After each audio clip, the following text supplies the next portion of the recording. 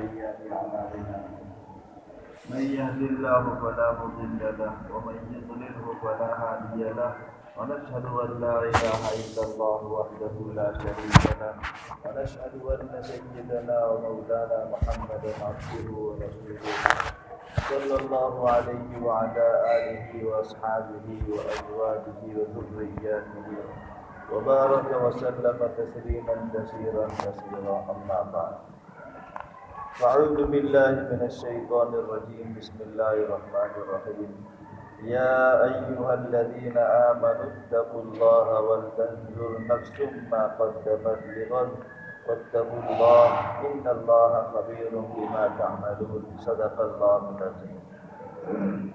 وقال النبي صلى الله عليه وسلم بدأ الإسلام غريبا وسيعود كما بدأ فطوبى للغرباء أو كما قال صلى الله تعالى عليه وسلم رواه مسلم.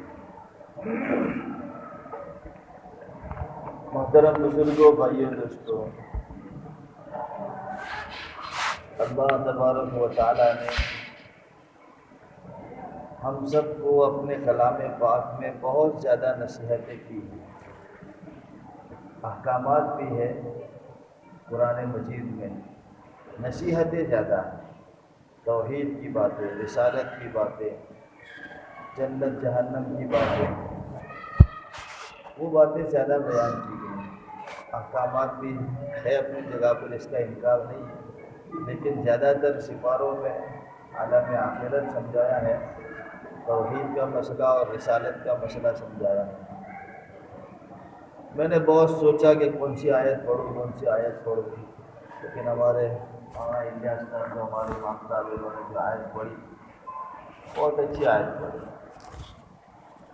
لیکن رات کی نماز میں پورے رکوع کی تشریح تو نہیں ہو سکتی، لیکن شروع کی 2-3 آیتیں، اس میں اللہ تعالیٰ نے فکر آخرت کو بیان کیا، اور ایک قول کے حساب سے فکر دنیا بھی ہے۔ اب تعجب کرو گے، اس لیے کہ جہاں مال کا تذکرہ، دنیا کا تذکرہ آتا ہے، تو ہم سب کے ذہنوں میں ایسی بات بیٹھی ہوئی ہے کہ یہ ایک فنون چیز ہے، ایک منحوس چیز سمجھ لیا ہے، اور یہ ایسا ذہن بن چکا ہے جس کی وجہ سے اگر کوئی عالم دنیا کا کاروبار کرتا ہے، یہ دنیا میں پڑ گئے ہیں۔ یہ ہمارے جملے، ہماری زبان سے ایسے جملے نکلتے ہیں۔ میں کسی کے متعلق نہیں کہہ رہا، اس لیے کہ میں یہاں رہتا ہی نہیں ہوں، مجھے کچھ نہیں معلوم، میں ایک جنرل بات کر رہا ہوں کہ جب کوئی ہماری طرف بھی ایسے پوچھے گا، دیکھو کہ تو تعجب ہوتا ہے کہ عوام کیسے کیا کہتی ہے علماء کے بارے میں۔ کوئی عالم اگر چھوٹا موٹا کاروبار کرے یا رکشہ چلاوے، کچھ بھی کرے، دنیا کمانے کا کوئی بھی سبب اختیار کرتا ہے، تو ہماری ذہنیت دنیا کے تعلق سے ایسی بن چکی ہے کہ یہ کام نہیں کرنا چاہیے۔ اب اگر وہ عالم آدمی کر رہا ہے تو اس کو ایسا سمجھتے ہیں کہ یہ دنیا میں پڑ گئے، یعنی کوئی حرام کام کر رہا ہے، ایسا لگ رہا ہے۔ ہماری ذہنوں کے جو لیول ہے اس کے حساب سے ایسا لگ رہا ہے کہ یہ مولانا کوئی حرام کام کر رہا ہے۔ کئی ایک حدیث ایسی ہے کہ جس کے اندر یوں کہا گیا ہے کہ جو بندہ حلال طریقے سے دنیا کماتا ہے، من طلب الدنیا حلالا استعفافا عن المسئلہ، یہ آپ کی توجہ سے مجھے حدیث یاد آ گئی، استعفافا عن المسئلہ، کسی کے سامنے سوال کرنے سے بچنے کے لیے ایک نیت اس کی یہ ہے، وسعیا علی اہلہ، اپنے گھر والوں پر وسعت کرنے کے لیے، ان کے حق ادا کرنے کے لیے، وتعطفا علی جارہ، اور اپنے پڑوسی کے ساتھ مہربانی کا سلوک کرنے کے لیے، یہ 3 نیتوں کے ساتھ کوئی بندہ دنیا کماتا ہے تو کل قیامت کے دن جب اللہ کے سامنے پیش کیا جائے گا تو 14ویں رات کے چاند کی طرح اس کا چہرہ چمکتا ہوگا۔ بولو، اگر دنیا کمانا برا ہوتا، جو ہماری ذہنیت بن چکی، جس لیول کا ہمارا دماغ بن چکا ہے، تو نبی علیہ السلام اس کی ترغیب کیوں دیتے ہیں؟ ترغیب دینے کی ضرورت ہی نہیں تھی اگر اتنی ساری زیادہ نحوست اس کے دنیا کے اندر ہوتی تھی۔ ایک صحابی آئے نبی علیہ السلام کے پاس اور یوں کہا کہ یا رسول اللہ میں مدد کے لیے آیا ہوں۔ آتے رہتے تھے، کئی ایک صحابہ آتے تھے، نبی علیہ السلام ہر ایک کے لیول کو دیکھ کر ان کے ساتھ سلوک فرماتے تھے۔ کوئی صحابی زیادہ ضرورت مند ہے اور اس سے اس کی ضرورت پوری نہیں ہو رہی ہے تو آپ اس کی مدد کر دیتے تھے۔ لیکن بعض ایسے بھی ہوتے تھے کہ جن کو مدد کرنے کی ضرورت نہیں ہوتی تھی، ان کو کاروبار میں لگاتے تھے۔ ابو داؤد شریف میں واقعہ ملتا ہے، ایک صحابی آئے کہ یا رسول اللہ میں مدد کے لیے آیا ہوں، تو آپ نے پوچھا کہ تمہارے پاس کیا کیا چیزیں ہیں؟ انہوں نے کہا کہ میرے پاس کلہاڑی ہے اور کمبل ہے اور ایک پیالہ ہے، اس طریقے سے چیزیں ہیں۔ تو نبی علیہ السلام نے فرمایا کہ پیالہ لے کر آ جاؤ۔ تو پیالہ لے کر آئے، اور پھر نبی علیہ السلام نے کہا کہ میں یشتری ھذا، اس پیالے کو کون خریدنے کے لیے تیار ہے؟ کسی صحابی نے کہا کہ میں 1 درہم دے دوں گا، مجھے یہ دیا جائے۔ میں یزید علی ھذا، یعنی اس حدیث سے پتہ چلتا ہے کہ جو بولی والی جو مارکیٹ ہوتی ہے نا، کیا بولتے ہیں اس کو؟ حراجی، انگریزی میں اس کو حراجی بولتے ہیں۔ یہ حراجی کا مسئلہ اس حدیث سے ثابت ہو رہا ہے۔ ہاں، تم کو پرورتا ہے کہ میرا سامان ہے اور وہ بندہ صحیح قیمت لگا رہا ہے، دے دو۔ اس حدیث سے یہ مسئلہ ثابت ہوتا ہے، حراجی کا مسئلہ۔ تو نبی علیہ السلام نے فرمایا میں یزید علی ھذا، اس سے زیادہ کون دیتا ہے؟ ایک صحابی نے کہا کہ 2 درہم میں دیتا ہوں۔ آپ نے کہا کہ لو دے دو، 2 درہم دے دیے صحابی نے، تو پیالہ لے کر چلے گئے۔ نبی علیہ السلام نے کہا کہ 1 درہم تمہارے پاس رکھو۔ جو مدد کے لیے صحابی آئے تھے ان سے کہا کہ 1 درہم کے بدلے میں جو کچھ گھر کا سامان آ سکتا ہے، اناج پانی وغیرہ، وہ لے لو، اور 1 درہم کے ذریعے سے تم کلہاڑی خرید کے لاؤ۔ کلہاڑی خرید کر لائے صحابی، اور نبی علیہ السلام نے پھر اس کلہاڑی کے اندر لکڑی کا ہینڈل لگا کے، ہاتھا لگا کر کے ان کو دیا، اور یوں کہا کہ 15 دنوں تک میرے پاس مت آنا، جنگل میں جاؤ لکڑی کاٹو، 15 دنوں تک میرے پاس مت آنا۔ پر صحابی کہتے ہیں کہ 15 دنوں کے بعد پھر میں نبی علیہ السلام کے پاس آیا، اور آپ نے فرمایا کہ کیسا حال ہے؟ تو کہا کہ میں 10 درہم کمایا، اور 10 درہم میں سے کسی سے میں نے کپڑا خریدا، اناج خریدا، اور اس طریقے سے اچھی حالت میں ہوں۔ تو آپ نے کہا کہ تمہارے لیے یہ بہتر ہے یا پھر مانگ کر کھانا بہتر ہے؟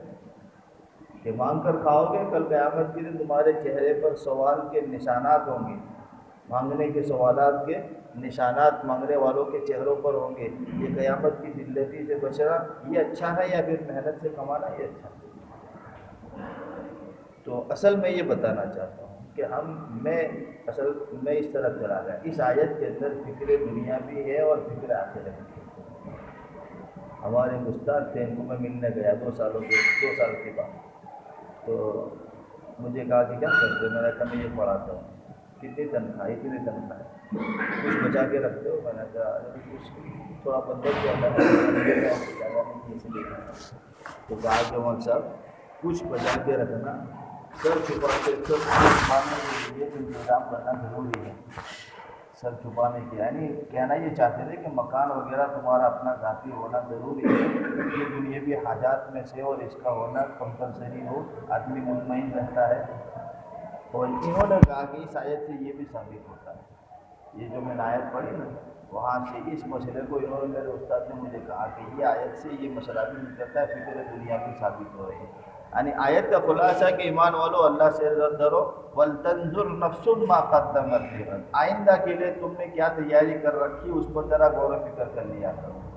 کہیں ایسا نہ ہو کہ تم بالکل ہی کماتے نہیں ہو، بالکل پیسے ہی نہیں، تمہارے پاس سوال کرنے کے دن آئے، بڑھاپا کا دن آ جائے اور تم بڑھاپے تک مانگتے رہو، یہ تو ذلتی کا مسئلہ ہے تمہارے۔ ایڈوانس کچھ تمہارے پاس ہونا چاہیے کہ جس سے تم کو سوال کرنے کی نوبت نہ آئے۔ تو اس آیت سے فکر دنیا بھی ہے، اور دنیا کمانا کوئی بری چیز نہیں ہے۔ میں تو کہتا ہوں علماء کو دنیا میں لگنا چاہیے۔ کب سے دنیا کی برائی شروع ہو جاتی ہے؟ جب دنیا کے پیچھے لگتے لگتے دینداری ختم ہونا شروع ہو جائے۔ اب فتنہ ہے، اب یہ دنیا فتنہ بن گئی۔ جب تک تمہاری دنیا کمانے کی حالت میں دینداری باقی رہتی، 5 وقت کے نمازی تھے، نماز پڑھتے جماعت کے ساتھ، نوافل کے پابند سے نوافل پڑھتے رہتے، دینداری کا روپ تمہارا باقی رہتا ہے، وہاں تک دنیا تمہارے لیے بیسٹ ہے۔ جب تمہاری دینداری میں کمی آنا شروع ہو جائے تو سمجھو کہ تم فتنے میں پڑ گئے۔ تو میں یہ بات کلیئر کروں کہ ایسا ضروری نہیں ہے کہ دنیا کا ہر کام برا ہے۔ دنیا کا کام کرتے کرتے دینداری تمہاری چھوٹ جائے تو اب تم فتنے میں پڑ گئے، اس سے پہلے کوئی فتنہ نہیں ہے۔ علماء کو دنیا کمانی چاہیے، اسی لیے کہ انہوں نے 10 سال تک دین کے پیچھے اپنا وقت لگایا، مدرسوں میں پڑھے ہیں، تو وہ اپنے آپ پر بریک کر سکتے ہیں کہ ہماری دینداری سنبھالنا ضروری ہے۔ اس لیے علماء کو اور جو دیندار طبقہ ہے اس کو یہ بھی کام کرنا چاہیے صحابہ بھی دنیا کا کام کرتے تھے اور دین کا بھی کام کرتے تھے۔ ڈیٹیل کے ساتھ ایسی تفسیروں میں لکھا ہے کہ کون سا صحابی کیا کاروبار کرتا تھا، کون سی صحابیات نے کہ گھر میں بیٹھ کر کس طریقے سے کاروبار کیا، وہ سب باتیں لکھی ہوئی ملتی ہیں۔ حضرت عمر رضی اللہ تعالیٰ عنہ کے ایک صحابی کے ساتھ ترتیب تھی کہ ایک دن نبی کی مجلس میں جاتے تھے، ایک دن وہ صحابی جاتے تھے، پھر آنے کے بعد حضرت عمر کو سکھا دیتے تھے جو سیکھ کر آتے تھے، حضرت عمر جاتے تھے تو پھر آنے کے بعد صحابی کو سکھا دیتے تھے۔ یہ ترتیب تھی، کھیتی باڑی بھی کرتے تھے اور ترتیب کے ساتھ دنیا بھی کماتے تھے۔ یہ سب حالات ہمیں بتا رہے ہیں کہ ضرورت کے مطابق دنیا کمانی چاہیے تاکہ بندہ سوال سے بچا رہے۔ اس لیے کسی پر انگلی اٹھانا اچھا نہیں ہے۔ ہاں اس کی پرسنل حالت ہے اور اپنے آپ کو سنبھال کے دنیا کمانا ہے تو کمانا ہے، اس کو اچھی پوری بات ہے۔ اور دوسری بات فکر آخرت ہے۔ فکر آخرت جو ہے وہ مسئلہ حل ہوگا ہمارا ایمان کی نسبت سے۔ دنیا کا مسئلہ جو جسمانی حق ہے ہمارا، ہم دنیا کماتے رہیں گے تو جسم کا حق ادا ہوتا رہے گا، گھر والوں کا حق ادا ہوتا رہے گا، پڑوسی کے ساتھ، ماں باپ کے ساتھ۔ ابھی تو سب سے بڑی خدمت یہ ہے، کیا ہے سب سے بڑی خدمت یہ کہ تم اپنے ماں باپ کے پیر دباؤ، اتنی زیادہ خوشی نہیں ہوگی۔ 50,000 کا بنڈل لا کے دے دو، پھر دیکھو بار بار تذکرہ کریں گے، ذکر وہ خارو کام کرے تھے، وہ ہماری زبان میں بلوچ والے کہ بیٹا تو نے بہت اچھا کام کیا۔ ابھی سب سے بڑی خدمت ہے، دعائیں ملتی اس سے، اور دعا لینے کی نیت سے ماں باپ پر خرچ کرنا چاہیے، تم سے جتنا ہو سکے ماں باپ کو دو۔ تم چھوٹے تھے، تم نہیں کما سکتے تھے، ماں باپ نے تم کو دیا، اب وہی کمزوری کی حالت ماں باپ پر آ چکی ہے تو تم ان کو دو، تاکہ وہ ان کو بھی یاد رہے کہ ہمارا دیا ہوا بیکار نہیں ہے۔ تو میں یہ کہہ رہا تھا کہ فکر آخرت جو ہے وہ حل ہوگی ایمان کی نسبت سے، اسلام کی نسبت سے۔ اگر ہمارے پاس ایمان مضبوط موجود ہے تو ہمارا آخرت کا مسئلہ حل ہو جائے گا۔ کمی بیشی ہوتی رہے گی، محنت میں کمی آئے گی، پھر اتار چڑھاؤ ہوگا، پھر محنت بڑھ جائے گی، پھر کم ہو جائے گی، یہ حالات چلتے رہیں گے۔ یہ جو میں نے حدیث پڑھی اس میں یہی بتایا گیا ہے، مسلم شریف کی روایت ہے، نبی علیہ السلام فرماتے کہ بدأ الاسلام غریبا، اسلام غریب ہونے کی حالت میں پھیلا، شروع ہوا۔ اور یہاں محدثین نے غریب کا معنی لیا ہے کہ اجنبی مسافر آدمی جو ہوتا ہے وہ بے بس اور بے سہارا ہوتا ہے۔ کوئی بندہ سفر کر کے اتنا دور چلا جائے جہاں کوئی رشتہ دار بھی نہیں، جان پہچان بھی نہیں، اب اس کو اپنی ضرورت پوری کرنی ہے، کسی سے بات کرنی ہے تو وہ کسی سے بات کر رہا ہے، اس کی بات سنتا نہیں، کسی سے اپنی ضرورت کا کام لینا وہ کام اس کا کرتا نہیں۔ ایسی صورت حال کے اندر وہ مسافر اکیلا پڑ جاتا ہے، اس کا کوئی ساتھ دینے والا ہوتا نہیں ہے۔ سیم ایسا ہی مسئلہ ہمارے دین اسلام کے ساتھ ہوا۔ جیسے اسلام کی دعوت شروع ہوئی تو کوئی ساتھ دینے والے نہیں تھے، دین کی بات سنتے بھی نہیں تھے، الٹا مذاق اڑاتے تھے۔ یہی حالات چلتے رہے شروع میں۔ پھر اس کے بعد اسلام کی جو خوبی تھی، بہت ساری خوبیاں ہیں، اس میں سے ایک خوبی ہے خیر خواہی کرنا۔ خیر خواہی کرنا، اس سے بڑی خیر خواہی کیا ہو سکتی ہے کہ دین اسلام یہ سیدھا راستہ بتاتا ہے جس کی وجہ سے بندہ جنت میں پہنچ جاتا ہے۔ اس سے بڑھ کر خیر خواہی کیا ہو سکتی ہے؟ ہمیشہ ہمیشہ کی لائف بن جاتی ہو تو اس سے بڑھ کر خیر خواہی کیا ہو سکتی ہے؟ ابھی نیٹ ورک مارکیٹنگ کا جو مسئلہ چلتا ہے اس میں کیا ہوتا ہے، بندہ یہ تو سوچتا ہے کہ میری تو بیڑیوں تک مسئلہ حل ہوتا رہے گا، میں نے تھوڑے مہینوں تک، تھوڑے سالوں تک کسٹمر بنا دیے، ادھر سے ادھر جوڑ کے میری انکم شروع ہو چکی ہے، اب میری نسلیں کھاتی رہے گی۔ اسی کو تو نیٹ ورک مارکیٹنگ کہتے ہیں۔ تو یہ آخرت کا نیٹ ورک مارکیٹنگ ہے، اسی کے پیچھے ایمان کی مضبوط کرنے کی محنت کرنا۔ اس بندے نے اپنے ایمان کو مضبوط کیا، اس نے دوسروں کو دعوت دی، دوسرے نے تیسرے کو دعوت دی، اور یہ سلسلہ چلتا رہا تو ہم تو جا کے قبر میں سو جائیں گے، لیکن ہمارے مسئلے حل ہوتے رہیں گے، ثواب پہنچتا رہے گا۔ تو نبی علیہ السلام فرماتے کہ اسلام کی شروعات اجنبی ہونے کی حالت میں ہوئی، پھر سیعود کما بدا، جیسی اجنبیت کی حالت پہلے تھی ویسی لاسٹ میں بھی ہو جائے گی، اخیر میں بھی ہو جائے گی۔ اور ہم جس دور سے گزر رہے، محدثین یہ لکھتے ہیں کہ اب اسلام کی انتہا شروع ہو رہی ہے، آخری دور شروع ہو رہا ہے۔ اب آگے آپ نبی علیہ السلام فرماتے کہ فطوبی للغرباء، غرباء کے لیے بڑی بشارت ہے۔ غرباء یعنی یہ ایسے دور میں اسلام کا ساتھ دینے والے ہیں۔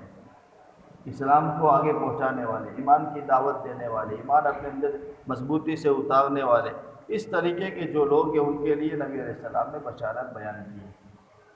تو ایسے ماحول میں رہتے ہوئے ایمان کی محنت کرنا، دین کی محنت کرنا، یہ سب بشارت کے مستحق بننے والے ہیں۔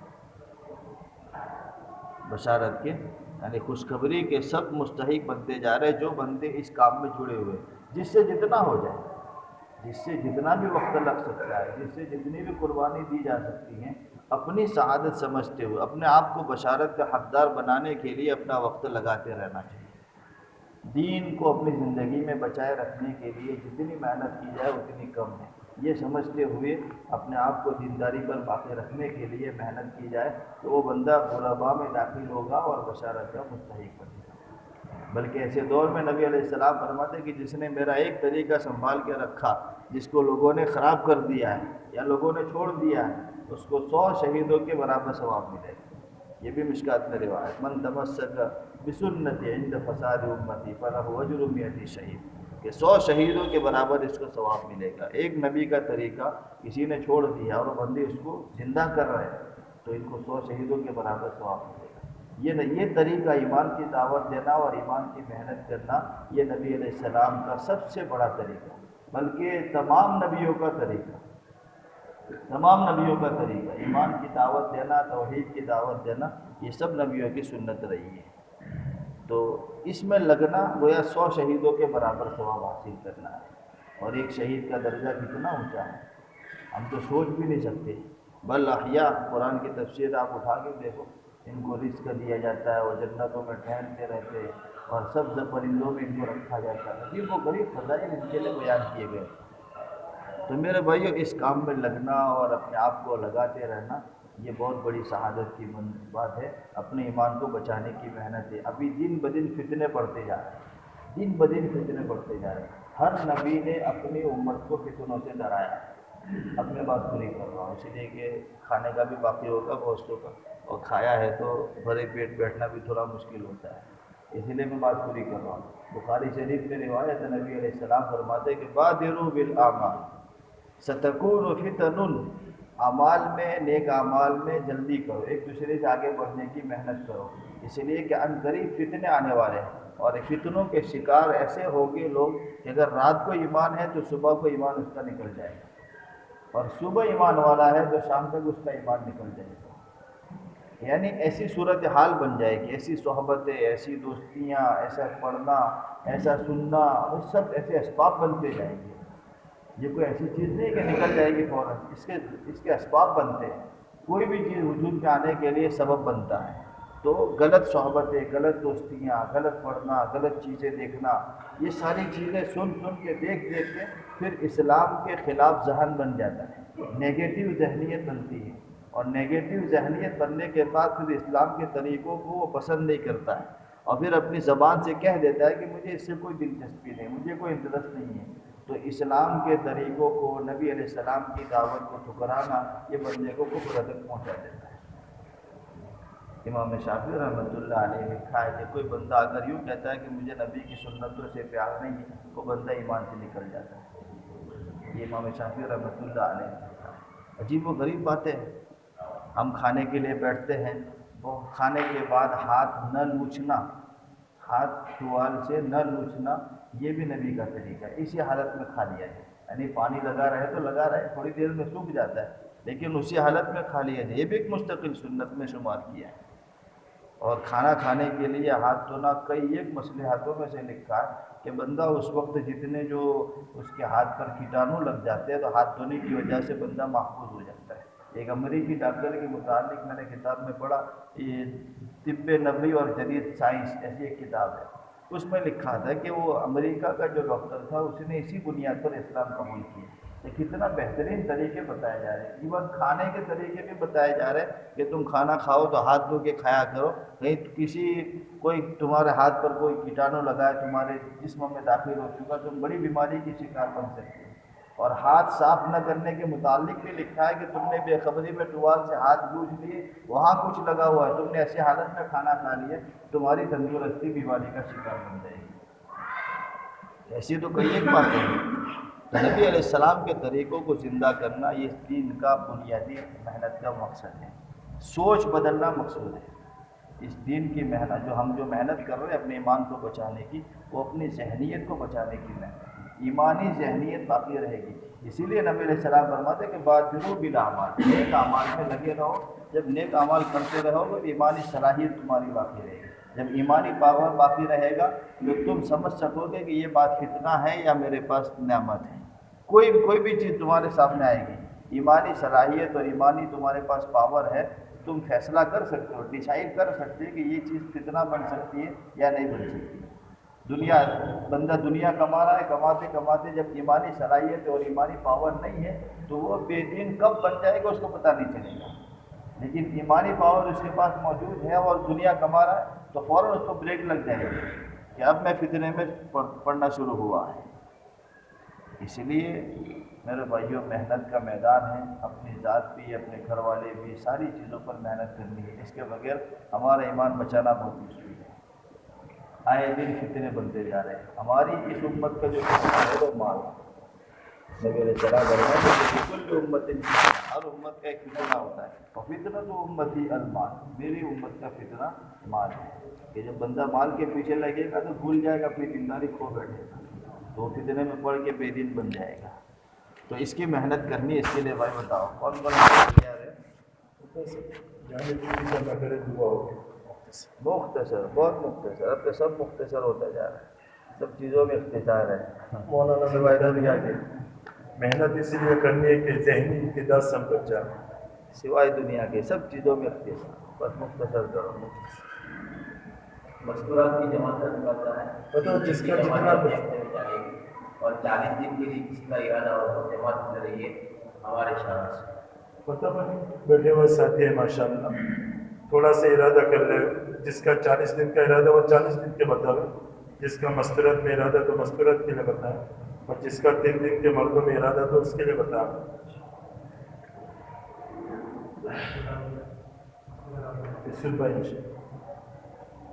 بتاؤ بھائی، مہینے کے 3 دن لگیں گے تو بریک لگے گی. دنیاوی کاروبار کے ساتھ 3 دن لگتے رہتے ہیں تو ہماری اس پر بریک رہے گی. فتنے کے شکار نہیں بن سکتے. اگر مسلسل ایک محنت ہوتی رہے گی تو اس کا اثر دل پر ایسا جم جائے گا کہ پتہ بھی نہیں چلے گا ہم دنیا کماتے کماتے فتنے میں پڑ گئے. اللهم انا نسألك من خير ما سألك منه نبيك وحبيبك محمد صلى الله عليه وسلم، ونعوذ بك من شر ما استعاذ منه نبيك وحبيبك محمد صلى الله عليه وسلم، وأنت المستعان وعليك البلاغ ولا حول ولا قوة إلا بالله. وصلى الله على النبي الكريم برحمته.